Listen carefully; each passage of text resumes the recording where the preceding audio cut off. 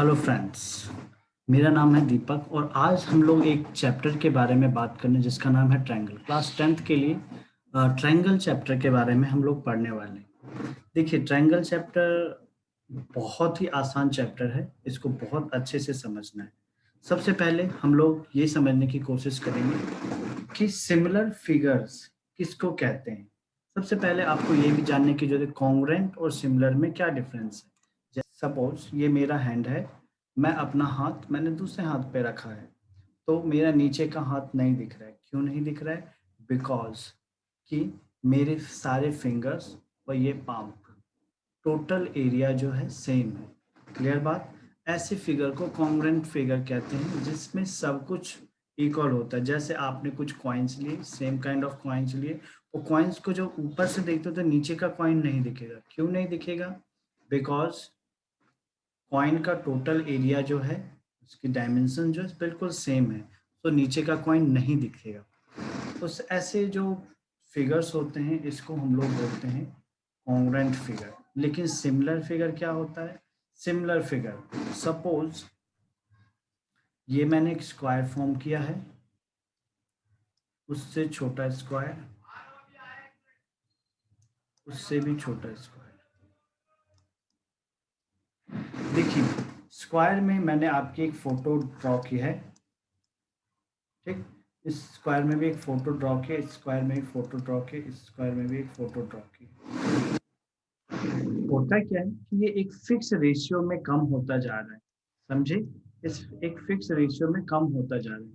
जैसे आप अपनी फोटो को देखते हो जूम करके, कभी एक बार पीसी में अपने फोन में या पीसी में एक बार क्लिक किया, छोटी फोटो, उसके बाद उसको दोबारा क्लिक कर तो और बड़ी फोटो, अगेन जब क्लिक किया जूम इन किया तो और भी ज्यादा बड़ी फोटो। तो होता क्या है कि उस फोटो में ऐसा नहीं होता है कि एक फोटो में आप ज्यादा मोटे दिख रहे हो या एक फोटो में ज्यादा पतले, नहीं। आप जो देख रहे हो तो वही फोटो आपकी चाहे बड़ी फोटो हो या छोटी फोटो हो उसमें दिखती है, ठीक है। तो सिमिलर में क्या होता है, हम सिमिलर को बस एक लाइन में समझेंगे कि इनका जो साइड्स होता है एक फिक्स रेशियो में होता है। जैसे मान लो कि मैंने एक ट्रायंगल ड्रॉ किया, ये देखो ये एक ट्रायंगल है, एक ट्रायंगल ड्रॉ किया और एक और ट्रायंगल ड्रॉ करता हूँ।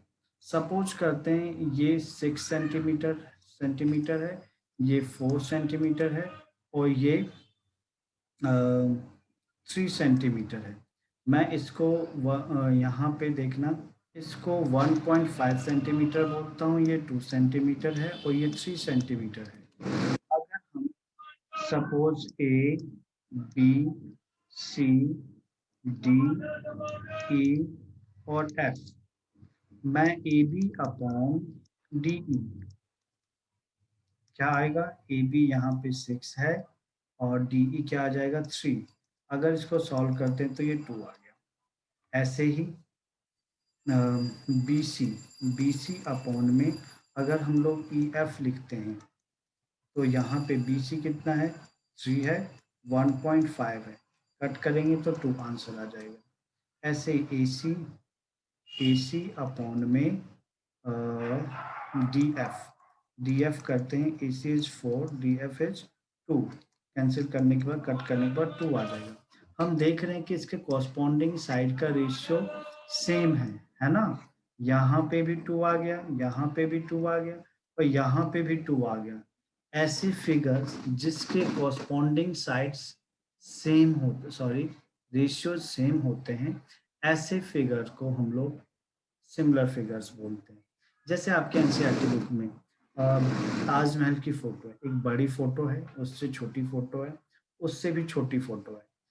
क्या किसी में ऐसा लग रहा है कि इसमें ताजमहल की फोटो अलग है, इसमें ताजमहल की फोटो थोड़ी छोटी है या ज़्यादा लंबी हो गई है, या इसमें ताजमहल की फोटो चेंज हो गई है? ऐसा नहीं हो रहा है। क्यों? क्योंकि वो सारी फोटोज एक फिक्स रेशियो में कम या ज़्यादा हो रही है, ठीक है। तो वो you understand what is meaning of the similar figures, okay.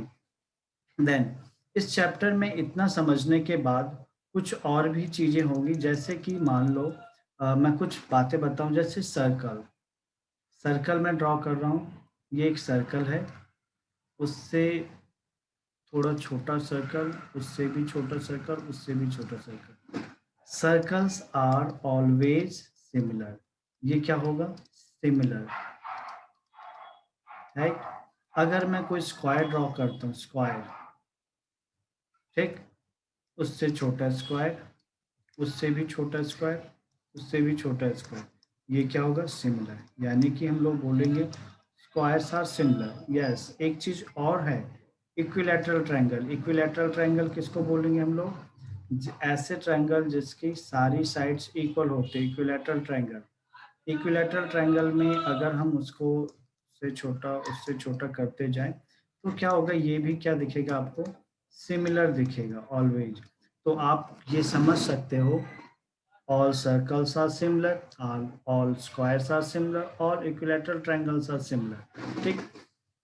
इतना समझने के बाद एक बहुत ही इंपॉर्टेंट थ्योरम पे हम लोग पहुंचेंगे ट्रायंगल चैप्टर में, जिसको हम बोलते हैं BPT theorem, basic proportionality theorem, BPT theorem. पहले तो हम लोग ये समझते हैं कि बीपीटी या बेसिक प्रोपोर्शनलिटी थ्योरम होता क्या है। देखिए, सपोज ये मैंने एक ट्रायंगल ड्रॉ किया है, ठीक। सपोज ये मैंने एक ट्रायंगल ड्रॉ किया है, ए बी सी, एक ट्रायंगल है जिसमें ई एंड एफ, ठीक। एक पॉइंट है जिसको मैंने इस तरीके से कट किया है, ज्वाइन किया है कि E F is parallel to B C, E F is parallel to B C. BPT theorem में क्या कहा गया है? किसी भी ट्रायंगल के दो साइड को अगर आप लेते हो, तो अगर किसी भी ट्रायंगल के दो साइड को कट करने वाली लाइन अगर थर्ड साइड के पैरेलल है, यहाँ पे ए बी जो है, ए बी इसको कट कर रही है ई पॉइंट पे, और ए सी एफ पॉइंट पे कट हो रहा है, और ई एफ इस तरीके से ड्रॉ किया गया है कि E F is parallel to B C. अगर ऐसा होता है तो क्या होगा? ए ई अपॉन में E B is equal to A F upon में एफ सी। समझे? मतलब किसी ट्रायंगल के दो साइड को कट करने वाली लाइन, इंटरसेक्ट करने वाली लाइन अगर थर्ड साइड के पैरेलल है, तो एक फिक्स रेशियो में, एक फिक्स रेशियो में यानी कि एक फिक्स रेशियो में उस लाइन को डिवाइड करती है। जैसे ए अपॉन में E B is equal to A F upon में एफ सी होगा। चलिए, तो इस थ्योरम को हम लोग प्रूफ करने की कोशिश करते हैं, समझते हैं कि क्या है। देखिए, मैं एक डायग्राम ड्रॉ कर रहा हूँ। जैसे देखिए, ये है आपका, एक मैं ट्रायंगल लेता हूँ से ए बी सी, और ये है, ये मैंने ड्रॉ कर दिया, इसको मैं बोल देता हूँ ई एंड एफ। तो इस थ्योरम को एक बार हम लोग पढ़ लेते हैं, स्टेटमेंट क्या है। इस थ्योरम में लिखा है, if a line is drawn parallel to one side of triangle to intersect the other two sides in distinct point, the other two sides are divided in the same ratio, other two sides are divided in the same ratio। तो सबसे पहले हम लोगों को BPT theorem में ये देखते हैं, गिवन क्या है। गिवन क्या है? देखिए, जब आप ज्योमेट्री पढ़ रहे हैं तो कुछ बेसिक को ध्यान में रखना है। Given, to prove, construction, proof and last में हैंस प्रूफ, ये सब बातें लिखना बहुत ज़रूरी है। तो देखते हैं, a triangle A B C in which EF is parallel to BC। ठीक, इससे ज़्यादा कोई इंफॉर्मेशन नहीं दी गई है। टू प्रूफ, प्रूफ आपको क्या करना है? प्रूफ करना है आपको ए ई अपॉन में E B is equal to A F upon में एफ सी, राइट। ये चीज़ आपको प्रूफ करना है। यहाँ पे मुझे कंस्ट्रक्शन की जरूरत पड़ेगी। मैं ड्रॉ कर लेता हूँ, पहले लिख लेता हूँ कंस्ट्रक्शन। कंस्ट्रक्शन में देखिए क्या क्या करना पड़ेगा। कंस्ट्रक्शन इसका इम्पोर्टेंट है। हम एक लाइन ड्रॉ करते हैं परपेंडिकुलर ऑन, ये एम बोल देते हैं। एक यहाँ से एक मैंने लाइन ड्रॉ किया है, जिसको कि मैं बोल देता हूँ एन, और बी एफ को ज्वाइन कर देते हैं हम लोग, एंड ई सी को ज्वाइन कर देते हैं।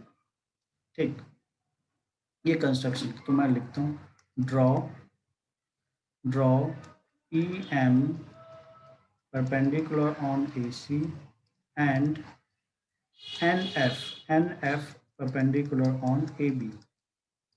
ठीक, कंस्ट्रक्शन के बाद अब हम लोग प्रूफ करेंगे इसको। प्रूफ में देखिए कैसे स्टार्ट करते हैं। सबसे पहले ट्रायंगल यहाँ पे ये परपेंडिकुलर मैंने ड्रॉ किया, एंड अच्छा एक चीज और लिखना चाहिए, and join EC and BF। now proof, area of triangle AEF triangle का एरिया निकालेंगे। आपको फॉर्मूला पता है ट्रायंगल का एरिया निकालने का फॉर्मूला, हाफ इंटू में बेस इंटू हाइट। ठीक है, ये तो बचपन से पढ़ते आ रहे हैं, तो मेरे ख्याल ये फॉर्मूला आपको पता होगा। 1/2 इंटू में बेस, इस ट्रायंगल का बेस क्या होगा, मैंने ए ई और एफ ट्रायंगल लिया है, तो यहाँ पे इसका बेस हो जाएगा ए ई, एंड इसकी हाइट, परपेंडिकुलर हाइट क्या है, एन एफ है ना, परपेंडिकुलर हाइट क्या हो जाएगा, एन एफ हो जाएगा। ठीक है, एंड इसके बाद हम लोग एरिया ऑफ ट्रायंगल, जस्ट नीचे वाला ट्रायंगल EFB, ट्रायंगल्स बड़े ध्यान से देखना, EFB हम लोग EF और B ट्रायंगल का एरिया निकालेंगे, तो क्या हो जाएगा 1/2 बेस तो इसका EB है, EB बेस इसका EB हो जाएगा, एंड हाइट क्या है इसका, हाइट लेंगे हम लोग दोबारा से NF ही। इस बात को समझते हैं। देखिए सपोज कीजिए ये एक ट्रायंगल है, ऐसे मैंने ड्रॉ किया है।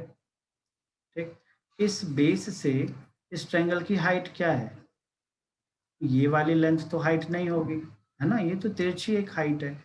मैं एक ऐसे डॉटेड लाइन ड्रॉ करता हूँ, इसकी हाइट ये है।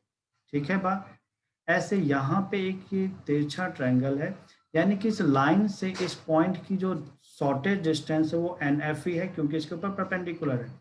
सो NF इसका भी क्या हो जाएगा, इस ट्रायंगल के लिए भी हाइट का काम करेगा। अच्छे से समझना इस बात। ओके, तो हम लोग एरिया ऑफ ट्रायंगल AEF का अपॉन में एरिया ऑफ ट्रायंगल EFB का रेशियो निकाल लेते हैं। देखिए ध्यान से देखिएगा, 1/2 इंटू में AE इंटू में NF अपॉन में 1/2 इंटू में EB इंटू में NF।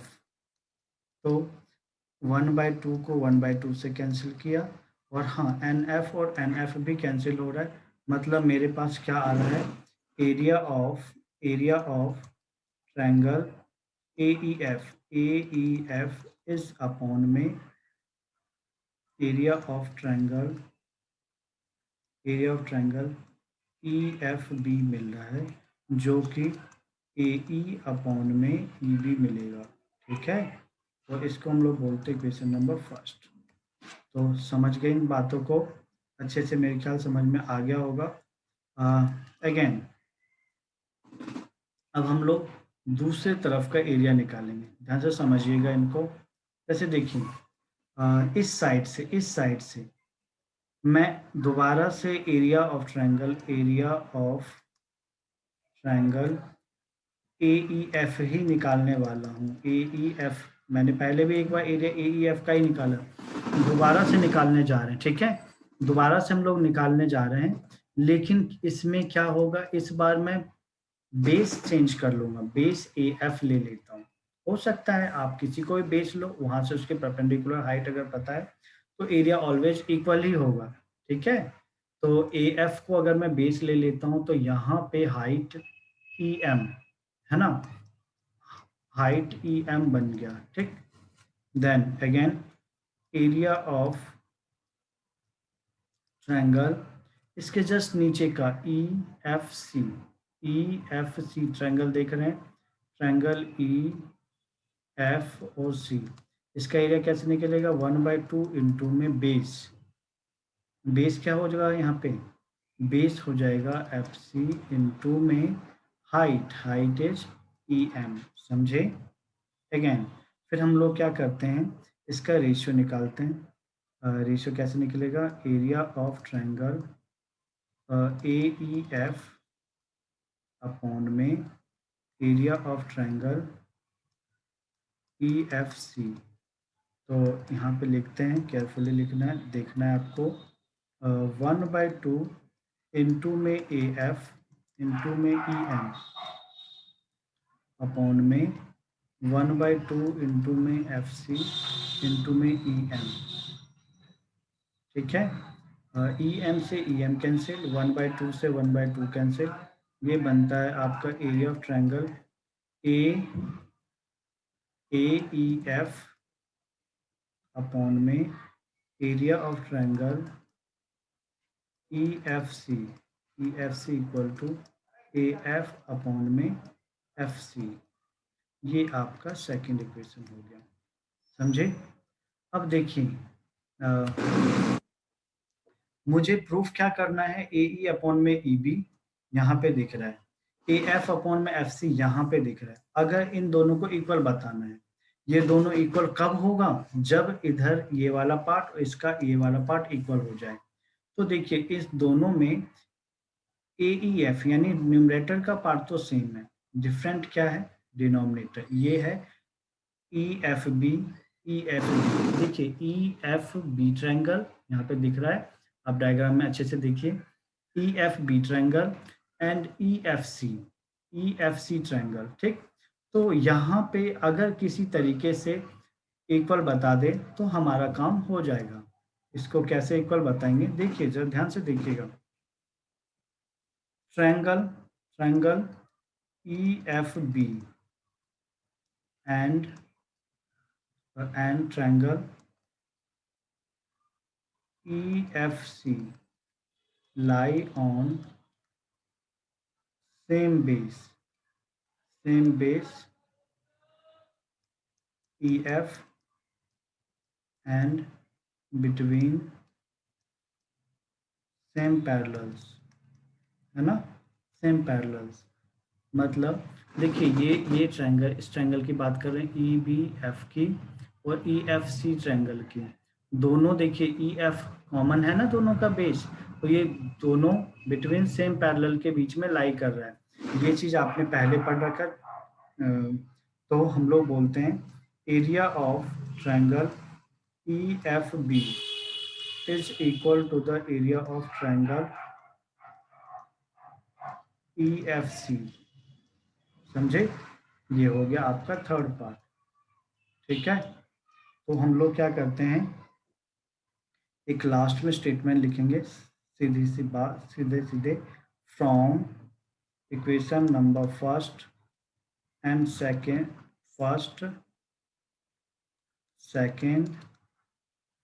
एंड थर्ड, देखिए इसको यहाँ पे जरा ध्यान से देखना, ये क्या है, इसमें केवल और केवल डिनोमिनेटर अलग था, उस चीज को हमने इक्वेशन नंबर थर्ड में इक्वल बता दिया है, तो ठीक है। मतलब कि अगर डिनोमिनेटर भी इक्वल है तो हम लोग डायरेक्टली लिख सकते हैं ए ई अपॉन में E B is equal to हो जाएगा ए एफ अपॉन में एफ सी, ठीक है। ध्यान रहे हैंड्स प्रूफ नहीं भूलना है लिखना, ठीक है। तो ये आपका बेसिक प्रोपोर्शनल थ्योरम है, मेरे ख्याल अच्छे से समझ में आ गया होगा, इतना मुश्किल थ्योरम नहीं है, लेकिन बहुत इम्पोर्टेंट इसलिए कि हर 1-2 साल ऑल्टरनेट ईयर्स में आपके एग्जाम में ये थ्योरम प्रूफ करने को आता है।